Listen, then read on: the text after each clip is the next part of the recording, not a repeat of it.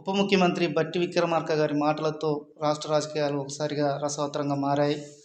MLA Komatireddy Rajagopal Reddy గారికి మంత్రి పదవి ఇస్తామన్న హామీ ఇచ్చాము, పెద్దలు ఇచ్చారనే విషయాన్ని ఆయన స్పష్టంగా చెప్పారు. దీంతో రాష్ట్రంలో ఒకసారిగా రాజకీయాలు వేడెక్కాయని చెప్పొచ్చు. అయితే ఇప్పటికే ఆయన పైన, రాజగోపాల్ రెడ్డి గారి పైన పార్టీ పెద్దలు వేటు వేస్తారని ప్రచారం జరుగుతుండగా, బట్టి విక్రమార్క గారి మాటలతో కథ కొంత అడ్డం తిరిగినట్టుగా కూడా మనకు కనపడుతుంది. ఎందుకంటే ఇప్పుడు ఆయన పైన చర్యలు తీసుకోవడానికి చాలా ఛాన్సెస్ తక్కువగా ఉన్నాయి. ఏమైనా షోకాజ్ నోటీసులతోనే సరిపెడతారనే సమాచారం కూడా బయటకు వినబడుతుంది. ఏదేమైనా రాష్ట్ర రాజకీయాల్లో కోమటిరెడ్డి రాజగోపాల్ రెడ్డి గారు హాట్ టాపిక్గా నిలిచారు. మునుగోడు ఎప్పుడు కూడా రాష్ట్ర రాజకీయాల్లో ఒక స్పెషల్ స్థానాన్ని ఆక్రమిస్తుందని చెప్పొచ్చు. గతంలో ఉప ఎన్నికతో ప్రపంచవ్యాప్తంగా మునుగోడు ప్రాంత పేరు వినబడింది. చూడాలి.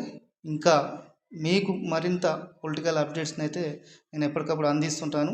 నా ఛానల్ని సబ్స్క్రైబ్ చేసుకోండి. నేను మీ ప్రభాకర్, సీనియర్ జర్నలిస్ట్.